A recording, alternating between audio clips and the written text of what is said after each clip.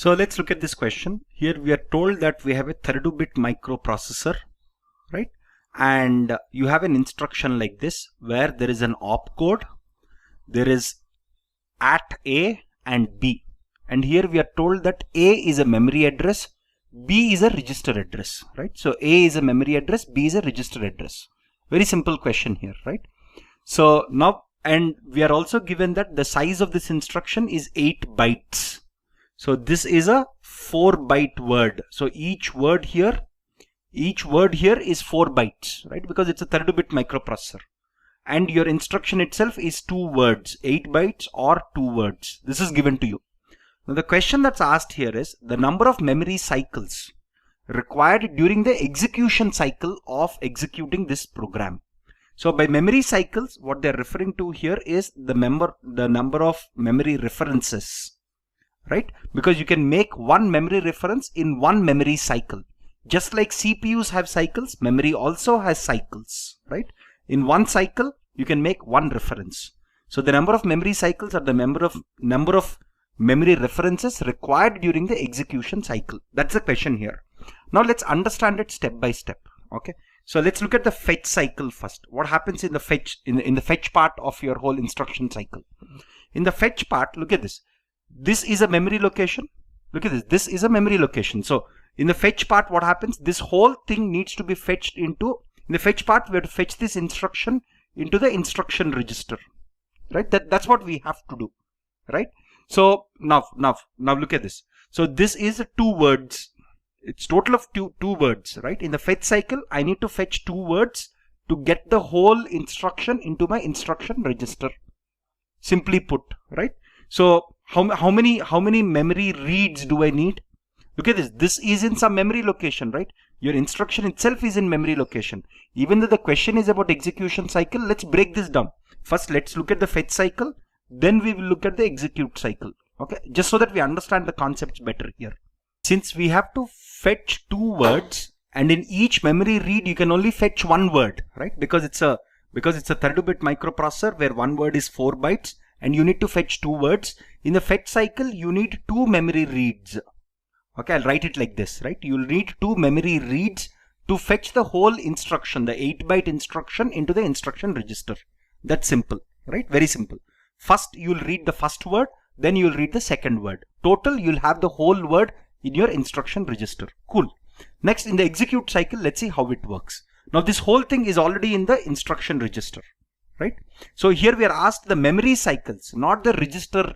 See, because the register and the CPU work at the same speed, right? Because your registers, look at this, your registers are themselves in the CPU, right? So they operate at the CPU speed. Your memory is the slower of the 2 devices. Your CPU runs much faster. Your register accessing is also roughly at the same CPU speed, but memory typically is slower to access. Okay. So let's count the memory references. First, we have this at A, which means this is like a pointer representation. This is an indirect addressing mode. Okay. So this is indirect addressing mode. Okay. This is register addressing mode. Our question is only about number of memory cycles or number of memory references.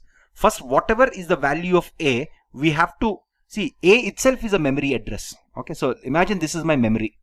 Okay, whatever this value of A is, so let's assume A is 2080. Okay, let's assume A is 2080. So I go to this location, right? When I go to this location, I'll get an address. So that's not the data, right? That's the effective address. This is the effective address. This could point to whichever location it is. This is the actual data that I'll place here, right? So in the first step, I'm fetching this data. I'm reading this data. Right, I'm fetching this data. I'm not fetching the instruction. I'm fetching this data here. This data part is what I'm fetching. So how many memory reads does it require? 1 to get the effective address, 1 to read the actual value itself. So 2 memory references or 2 memory reads are required. Right. So once I get the 2 memory reads, next I will get 1 register read. I'll need 1 register read here. Right, to read this register B. Right. So third, let's go step by step. Then we can see how many memory cycles are needed. Then I perform the arithmetic operation. Then I perform the arithmetic operation of addition here. Cool. Then I want to store the resultant back here. Look at this. I want to store the resultant back in this location. Right? I want to store the resultant back in this location, which means again I need the address of A, which will give me the effective address, and then write. So one read, one memory read, okay, to get the effective address, plus one memory write. Plus one memory write to write it into this location, the final arithmetic operations output, right? So this is what I get, right? So now how many total memory cycles do I need now? Look at this. How many total memory cycles do I need now? For fetch, I required 2 memory reads. That's it. I required 2 memory reads for fetch. In the execute cycle, how many did I need? Okay, let's look at this. So in here, there is one more thing that we need to take care of, which is after we have loaded this whole instruction into the instruction register, we have the instruction decode stage, right? So that's one more thing that I've forgotten to mention in the execute stage. In the instruction decode stage, we actually read what this instruction is all about. We read this whole instruction, right? So if this is in one register here, if this whole thing is in one register, we might require one register read there also to read what is the instruction and then go ahead and perform the rest of the steps, right? So here the question is slightly unclear, as in it says the number of memory cycles required. Is it register memory cycles or is it main memory cycles? That is slightly unclear here. If the question is more clear and if it says only main memory cycles required, you have 2 plus 2, 4. You have 4 memory cycles here, right? If it's main memory cycles.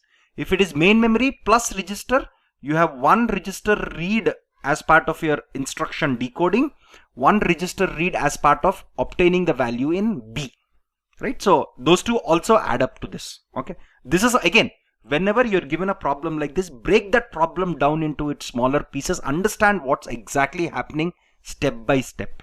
That's the best way for you to understand a question like this. So now let's look at the next question. This thing says that you have a microprocessor that is operating at 3.2 gigahertz, fairly fast microprocessor as of today's standards, and you have multiple addressing mode instructions, right? So you have direct register addressing mode instructions and 20%. So this is called the frequency that these types of instructions happen, right? 20% of the times you are doing register address mode. Okay. 18% of the times you are doing immediate address mode. 22% of the times you are doing direct address mode. 17% of the time you are doing memory indirect addressing mode, right? 11% you are doing simple indexed addressing mode. 12% you're doing auto indexed, either increment or decrement. Now again, these are general statistics about what types of addressing modes do programs which are executed on this microprocessor typically encounter. These are general statistics, and we're also given additional information that a memory reference requires 8 clock cycles of the CPU, right? An arithmetic operation takes 4 memory cycles of the CPU. A register, if I want to fetch a register operand, it takes 0 cycles. Now the question here is, what is the average fetch rate? So here it's asking, what does fetch rate here mean? On an average, how many words can I fetch per second? That's what is called as average fetch rate. Again, this is the frequency at which these types of fetches are being requested. 20% of the time I'm being asked to fetch some value from a register. 18% of the times I'm being asked to fetch data using the immediate address mode. 22% of the times I'm being asked direct, and so on and so forth, right? So we have to compute what is the average, because you're given these probabilities or frequencies. We can compute the average fetch rate in words per second. What is one word here? Look at this. What is one word here? That's a very important thing, right? What is one word here? So let's go with the flow. Let's see how many words can we fetch per unit time. Okay, that's what we want to compute. Let's see. We may not even need to know what is the word size to solve this problem. Let's go step by step now. Okay, register access, right? How many clock cycles does this require? Requires 0 clock cycles. Very simple, right? Because if I want to fetch data from a register, if my operand is in a register, it requires no additional clock cycles to fetch the data. If it is immediate, what does immediate basically mean?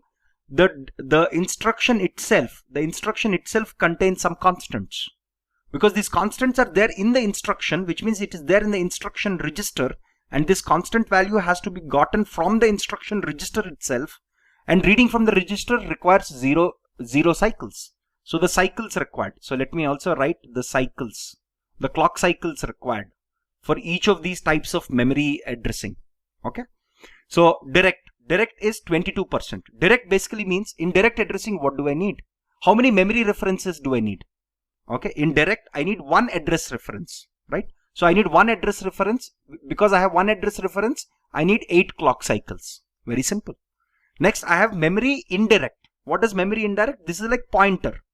First I need to go and get the actual address, the effective address, that requires 1 clock cycle, right? Then, so look at this. First I have to go to the memory, get the effective address first. Look at this. First I need to get the effective address. Then again I need to search in the effective address to get the actual data. So the fetch requires 2 memory cycles. Each memory cycle or each memory reference requires 8 clock cycles, which means I need 16 clock cycles here. Next is indexed. Again, this you have to be very careful. This is simple indexed, right? This is not indirect indexed or anything. In index, what happens? I have my base register. I have my index register. Between both of them, I have to perform some addition operation, which means there is an arithmetic operation required, which means I require 4 cycles for this arithmetic operation. To access these registers, I don't need any additional cycles because they are already there in the registers. Now this will give me the effective address, which means now I need to go use this effective address and get the data from the main memory. So 1 memory cycle is also required here, right? So this requires 4 plus 8, 12 cycles, right? Now what about auto indexed? Look at this. What about auto indexed? Again, very similar concept here. In auto indexed, what happens?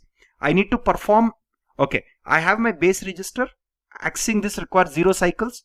To this, I need to perform an addition with some constant. My constant step size, there is one arithmetic operation that is being done here. So value of 4 cycles, because arithmetic operations require 4 cycles. This gives me the effective address.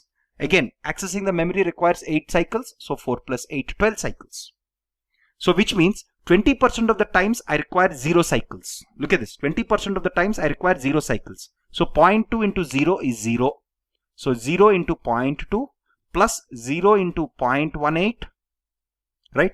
Plus 0.22 into 8, because 22% of the times I will encounter 8 cycles, right? Plus how many times is this? 0.17 into 16 cycles, right? That's how it works, right? 0.17 into 16 cycles, 0.11 into 12 cycles, plus 0.12 into 12 cycles. This is the average number of cycles that I'll encounter. If I sum up all of this, I will get 7.24 cycles on an average. This is the average number of cycles I need. Now what I'm asked is not the average number of cycles. What I'm asked is the average fetch rate. Look at this. My microprocessor's frequency is 3.2 gigahertz, which means its cycle time is 1 by frequency, right? Again, very simple computation here. Its cycle time is 1 by frequency. What is frequency? Frequency is 3.2 into 10 power 9. So 1 by 10 power 9 is a nanosecond. 1 by 3.2 is roughly 0.3125 nanoseconds approximately. Okay. So this is the clock cycle time. So if you look at the clock cycle itself from here to here, right? This is your time interval, right? This time interval itself is 0.3125 nanoseconds. Very simple. Now on an average, I will require 7.24 cycles. So converting this into nanoseconds, right? 7.24 into this. So 7.24 into 0.3125, right? Roughly. This is the nanoseconds required per cycle. This is the nanosecond required per 1 cycle. So the total number of nanoseconds I require for an average, see, an average instruction requires 7.24 cycles of fetch, right? So this total will come to, let's count this. So this is 2.26 nanoseconds approximately, right? So on an average, one instruction takes 2.26 nanoseconds, right? 2.26 nanoseconds is what is required for one average fetch. Now what I want is number of words per second. Now this is the time it requires for one instruction, right? This is the time it requires for one instruction or for one word if you want to think about it. If you think that each instruction is occupied in one word, you can say that these many nanoseconds are required for one word. Which means how many words can you get in 1 second? Which is nothing but 1 by 2.26 into nano. Nano is 10 power minus 9. So what will this be? This will be equal to 442.4 million words per second. Right? Very simple. This is just about, again, the most important aspect is to get this number right. This is the average number of cycles. You multiply it with the clock time interval for one clock cycle or one clock cycle time or one CPU cycle time. You get the total number of nanoseconds. In these nanoseconds, you are able to fetch one word, because here I am making an assumption that one word is what constitutes one whole instruction. Right? So if this is the time interval for one word, how many words can I get per second? Just perform 1 by this. Perform 1 by this, which will give you 442.4 million words per second. Very simple. Very, very simple question here. Of course, it requires you to apply multiple things carefully. Most important thing here is you have to know how many memory references are required, how many arithmetic operations are required, how many register operations are required for each of these addressing modes. That's the most important thing here. Okay. Now let's look at the next question. Consider the C structure as defined below. So I have a structure data which consists of an array of marks. So this is integer, this is character grade, int some number, some C number. Okay. Then I have struct data student. Okay. So I have a variable called student. Cool. Which is of this type, which is of this structure data type. Okay. The base address of the student is available in register R1. Cool. The base address of this whole structure student is available in R1. The field student.grade can be accessed efficiently using. Okay, let's go.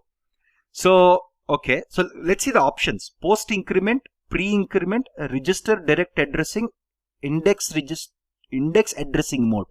Okay. So this is very simple question actually. So look at this. Using post increment, look at what I have. I have an array of 100 elements followed by a grade followed by some other number. Let's assume integer takes 2 bytes just for simplicity and character takes 1 byte, right? Just for simplicity. Let's assume this also takes 2 bytes. Now if I want to access grade directly, look at this. If I want to access grade directly from the base address, what should I add? From the base address, 2 into 100, 200 bytes go away just for this array. Just for this array, 200 bytes go away. Then there is one address here. So this will be in the 201st address location. So base address plus 201st address, 201st byte address. Right? That's the location of your char grade. And you want to access this efficiently. If you want to access this efficiently, what is the best way? You have the base address and you have the index. This you can think of as the index, right? This you can think of as the index because this is an offset. From the base address, how many bytes do I have to go? If I just simply perform addition of this, this will give me the location of this grade, right? Post increment does not work here because I directly want to jump to the 201st index. I directly want to jump here. Post increment can only go from one to the other, from one byte to the other byte, right? This cannot be used. Pre-decrement also cannot be used. Register direct addressing mode. Register direct addressing mode also doesn't work. In register direct addressing mode, which means nothing but register addressing mode, this grade has to be in the register. Only then I can access it. So I can't do it. But index addressing mode works here. This is indexed addressing mode, right? I have my base register. I have my index. I'll just add it up. I know that this array is of size 100. I know that. So I already know at what index or at exact what byte this grade will be stored. So I just add it. So this will be my base register. This will be in my index register. I just add it up to get the effective address and I'm done. Right? So this is the only possible option. Very simple but a very easy question.